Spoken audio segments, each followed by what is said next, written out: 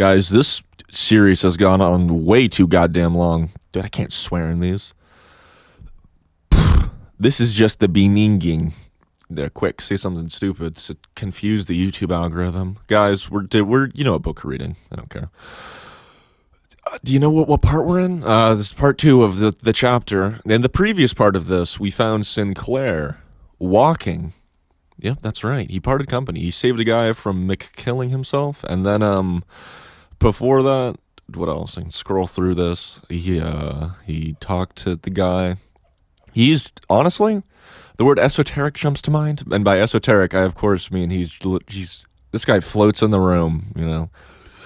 Like me. But anyways, is this a book about me again? Why is every book that I've ever read about me? Who found this? Anyways, let's get started on the reading. I'm on page 133 of my copy. Let's get started. The best things I gained from my remaining days in St. Blank were the hours I spent listening to Pistorius at the organ or in front of the fire. We were studying a Greek text together about Abraxas, and he read out extracts from the translation from the Vedas and taught me how to speak the sacred Om. But it was not these bits of occult learning that provided my inner sustenance, rather the contrary. What encouraged me was the progress within myself, my increasing faith in my own dreams, thoughts and presentiments, and my increasing knowledge of the power I possessed within me. I had a complete understanding with Pistorius. I only needed to think hard of him, and could be sure that he, or a message from him, would come. I could ask him anything, as I would Demian, without us having to be present in person. All I had to do was imagine him there, and frame my questions in the form of intensive thoughts. Then all the spiritual effort that I had expended in the question came back to me with like force. Only, it was not the person of Pistorius, nor that of Demian that I conjured up, but the painted picture, the half-male, half-female fantasy of my Damon, which I had to evoke. This being was now no longer confined to my dreams, no longer merely depicted on paper. It was in me like a wish fulfillment, and an enhanced version of myself. The relationship which the would-be suicide Nower had now established with me was peculiar, sometimes laughable. Ever since the night during which I had been sent to him, he clung to me like a faithful servant or dog, made every effort to link his life with mine, and followed me around blindly. He came to me with the most astonishing questions and requests, wanted to see spirits, learn the Kabbalah, and refused to believe me when I assured him that I did not at all understand these mysteries. He thought nothing was beyond my powers. But the strange thing was that he often approached me with his wonderful and stupid questions just at a moment when I was faced with some problem to which his moody ideas or requests often provided the clue and set me on the road towards a solution. He was often a bore, and how dismissed him peremptorily, but I still had the feeling that he too was sent to me, that from him too came back whatever I gave him, in double measure. He too was a leader for me, or at my rate represented a way to follow. The mad books and writings which he brought to me, and in which he sought his salvation, taught me more than I could comprehend at the time. Later on, Nower slipped unnoticed out of my life. A formal parting was not necessary. It was just the opposite with Pistorius. Towards the conclusion of my school days in St. Blank, I still had a strange experience to share with him. Even the most harmless of human beings cannot altogether escape coming into conflict with the praiseworthy virtues of piety and gratitude on one or two occasions in their lives. Sooner or later, everyone must take the step that separates him from his father and teachers. Everyone must experience something of the hardness of solitude, even if most human beings cannot take such of it and soon crawl back.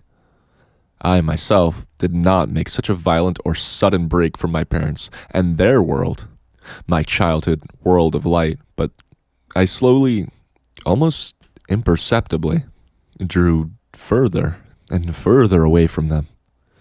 I was sorry and suffered many galling hours during my visits home, but I was not fundamentally affected. It was bearable. But where we have given of our love and respect, not from habit, but of our own free will, where we have been children and friends from our inmost heart. It is a bitter and terrible moment when we suddenly recognize that our natural tendency is bound to lead us away from the people we love. Then, every thought which alienates the friend and teacher turns back into our own hearts with poisoned barbs. Then, every defensive blow comes back at one's own face. Then, the words infidelity and ingratitude surge up like shameful cries and branding irons in the mind of the person who has previously prided himself on his sound moral behavior. And the frightened hearts flees timidly back to the charmed valleys of childish virtues, unable to believe that this break too must be made, this bond also be severed. As time went on and my unquestioning acknowledgement of my friend Pistorius as a leader had been modified, my friendship with him, his counsel, his proximity, the comfort he had brought, had been the most vital experience of those months of my adolescence. God had spoken to me through him. From his lips, my dreams had been returned to me, explained and interpreted. He had restored my faith in myself, and now, alas, I was becoming conscious of a gradually increasing opposition to him within me. I found too much didactism in his words. I felt that he only fully understood one part of me. No quarrel or scene occurred between us, no break, not even an agreement to differ. I merely uttered one single harmless phrase. But it was in that precise moment that an illusion was shattered and fell between us like so many colored fragments. A vague presentiment of such a happening had already depressed me for some time, and it took a definite shape one Sunday in his old study.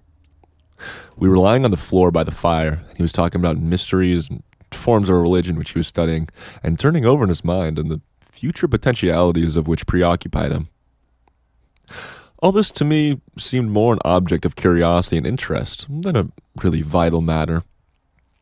It had a pedagogic ring about it.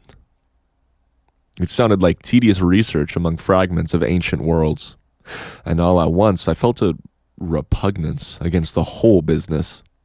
This cult of mythologies, this mosaic game he was playing with fragments of traditional religious beliefs. Pistorius, I said suddenly, in a fit of malice which both surprised and frightened me. You ought to tell me a dream. A real dream. One that you have dreamed during the night. What you're telling me is all so damned antiquarian.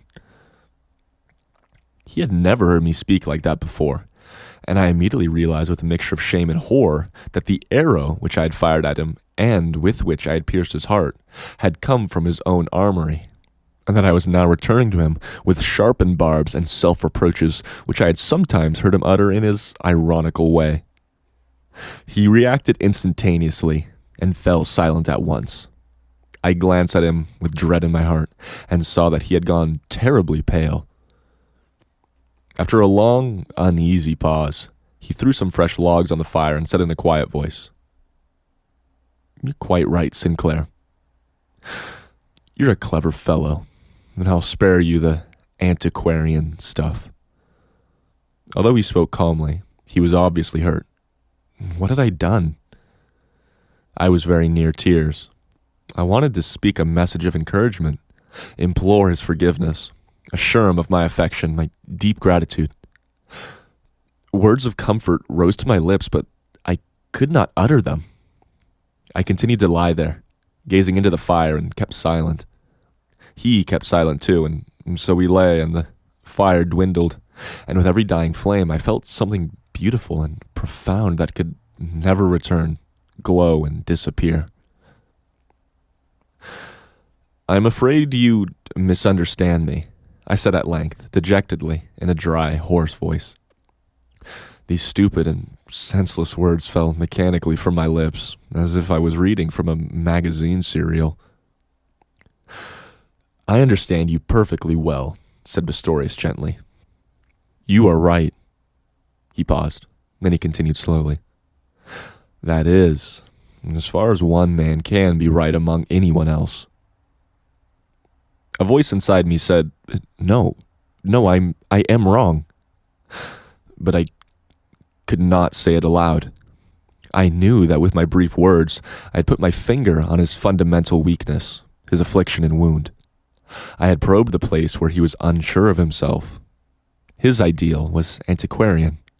He was a seeker in the past, a romantic, and suddenly I realized very forcibly that what Pistorius had said, been, given to me was precisely what he could never give to himself, or be himself. He had shown me a way which even he, the leader, must bypass and abandon. God knows how the words had sprung to my lips. I had not intended them in any derogatory sense, had not anticipated their disastrous effects. I had said something of whose significance I myself was not aware at the moment of speaking. I had yielded to a vague, somewhat petty and mischievous impulse, and it had been charged with fate. I had committed a trivial and heedless gaucherie, which he regarded as a judgment on him. How much I wish at that time that he would fly into a temper, defend himself, and storm about me. But he did nothing of the kind. I had to do that all for him inside myself. He would have forced a smile if he could have managed it. The fact that he found it impossible was the surest proof of the extent of the injury I had done to him. Meantime, now accepting this blow so quietly from an impudent and ungrateful pupil, by remaining silent and taking the rebuff, by acknowledging what I had said as his fate, he made me odious, in my own eyes, and my indiscretion 100 times worse. When I had hit out, I thought I was aiming my blow at a tough, well-armed man, but now it turned out to be a quiet, suffering, defenseless creature who was surrendering without a protest. We stayed for a long time in front of the glimmering fire, and every flowing shape, every writhing twig evoked the rich and pleasurable hours of the past and brought home more and more my indebtedness to Pistorius. Finally, I could bear it no longer. I rose to my feet and went. For long enough I stood at his door. For long enough I stood on the dark stairs. For long enough outside, waiting by the door in case he should follow me. Then I continued my way and tramped along for hours and hours through the town and suburbs, park and woods until evening. Then for the first time, I was conscious of the mark of Cain on my forehead. It was only gradually that I became aware of this. My thoughts were all aimed in one direction, accusing myself and defending Pistorius. Yet it ended the other way round. For although I was prepared to regret and take back my hasty word, I felt that what I had said was true. Now for the first time, I understood Pistorius and was able to reconstruct in my mind the whole dream that he had set himself to fulfill. He had wanted to be a priest, to announce the new religion, provide new forms for the movement, serve it with love and devotion, and create a series of new symbols. But it was beyond his power to do so. This could never be his function. He lingered too much in the past. His knowledge of ancient days was too precise. He knew far too much about Egypt, India, Mithras, and Abraxas. His love was bound up with symbols that the world had already seen, and in his heart of hearts he realized that the new must be really new and different and must spring up from new soil and not be created from museums and libraries. Perhaps his function was to help to lead men to themselves, as he had done in my case, not to provide them with the yet unspoken message and their new gods. And at this point, I felt the truth burning within me, like a sharp flame, that there was some role for everybody, but it was not one which he himself could choose, recast, regulate to his own liking. One had no right to want new gods, no right at all to want to give the world anything of that sort. There was but one duty for a grown man. It was to seek the way to himself, to become resolute within, to grope his way forward, wherever that might lead him. The discovery shook me profoundly. It was the fruit of this experience.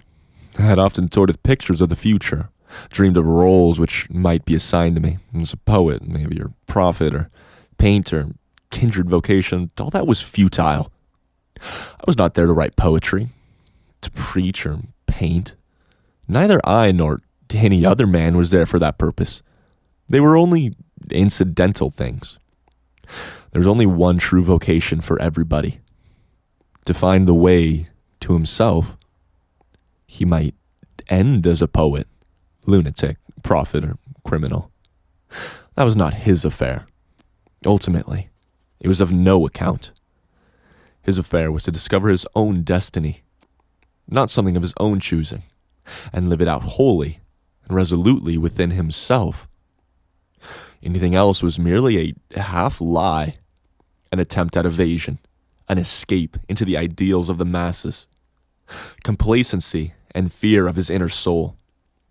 The new picture rose before me, sacred and awe-inspiring, 100 times glimpsed, possibly often expressed, and now experienced for the first time. I was an experiment on the part of nature, a throw into the unknown, perhaps for some new purpose, perhaps for nothing, and my only vocation was to allow this throw to work itself out in my innermost being, feel its will within me, and make it wholly mine. That or nothing. I had already tasted much loneliness. Now I felt that there was a deeper loneliness, a loneliness that was inescapable. I made no attempt at a reconciliation with Pistorius. We remained friends, but the relationship had changed. On one occasion, only did we refer to the conversation. He said, "You know that I wish to become a priest. Above all, I wanted to be the priest of the new religion, of which you and I have so many presentiments. That role can never be mine. I know it, and I have known it for a long time without wholly admitting it to myself. I now intend to undertake another kind of priestly service, perhaps on the organ, perhaps some other way. But I must always have things around me that I find beautiful and sacred, organ music and mystery, symbol and myth. I need those, and I cannot renounce them. That is my weakness. For often enough, Sinclair, I know that I ought not to have desires of this kind, that they are luxury and weakness. It would be larger-minded and juster if I put myself quite unreservedly at the disposal of fate, but that I cannot do. It's the only thing I cannot do. But perhaps you can.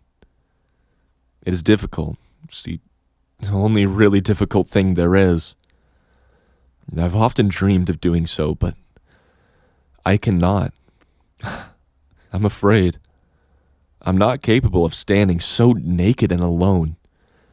I'm a poor weak dog who needs warmth and food and likes the comfort of having his fellow creatures near him. The man who really wants nothing beyond his destiny no longer has his neighbors beside him. He stands quite alone, has nothing but the cold world around him. Jesus in the Garden of Gethsemane.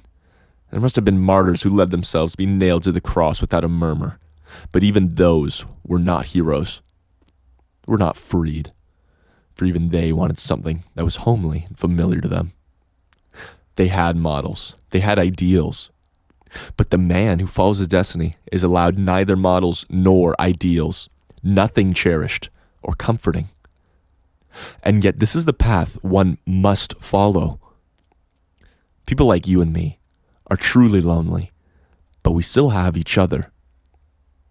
We have the secret satisfaction of being different, of putting up resistance, of desiring the unusual, but one must cast aside that too, if one wishes to go the whole way.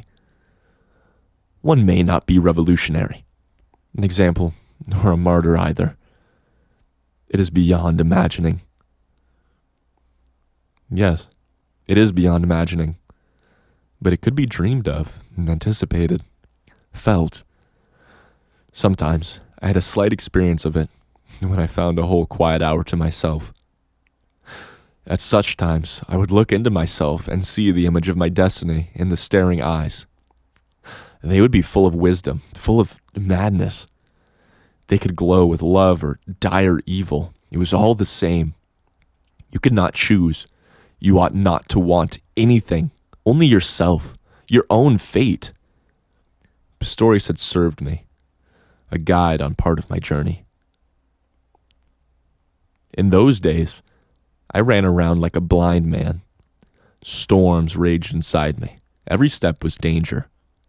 I saw nothing in front of me except the abysmal darkness into which all former paths ended and vanished. And within myself, I saw the image of the leader who resembled Demian, and in whose eyes my fate could be read. I wrote on a piece of paper, "A leader has abandoned me. I am standing in utter darkness. I cannot take another step. Help me." I wanted to send a message to Demian, yet I forbore. Each time the impulse came, it seemed so feeble and senseless. But I knew my little prayer by heart, and often uttered it silently. It accompanied me every hour. I began to have some inkling of what prayer meant. My school days were over. I was to make a holiday tour, which my father had planned. Then I was to proceed to the university. But I did not know what subject I was expected to read. I was allowed to do philosophy for a term. Any other subject would have done as well. The other day, seen a gorilla. Could have been a chimpanzee. Who cares? Guys, that was book chapter 6 of Demian. Quick recap. Golly gee, this is getting esoteric, guys. Oh my goodness. The Sinclair is off his rocker. Oh my golly, he sits in front of a painting all day. I wasn't expecting this book to be like a quick recap of what it's like to live an entire life. I thought this was going to be like, oh, there was this guy and it was epic and it was awesome, right? Too much for me, guys. Don't make me think. It's early in the morning. I just drank coffee. Don't talk to me yet. That's a lie. I just had a sandwich. It's like 4 p.m. Anyways, off his rocker, guys. Seriously. In so much that, like, what did he say? He said, I hate talking to people. Anyone but the 3 people in my life I find intelligent, right? A true outsider by name. This does loosely relate to, I think I said this before, I'll say it again. This does loosely relate to No Longer Human by Osamu Dazai, where the main character is this edgy goober that everyone's like, you're so cool, you're so epic, we all love you. Everyone's like that to both of these characters. Except in that one, he doesn't find his way. He says, man, sure do hate myself. I don't know why. And in this one, he says, everything is terrible constantly. But I'm fine with that. I guess that's the difference. We'll see how this whole shebang ends. Again, I've never read this before. I hope this reading was successfully dramatic enough. I want to put more quality into these. So I'll see you guys in the next part. We're on page 144, and in the next part, we'll be starting on chapter 7, Eva. I'm pronouncing it Eva. Anyways, you have a great night. Don't forget, I love you, and I'm going to strangle you. But also have a great night. Goodbye.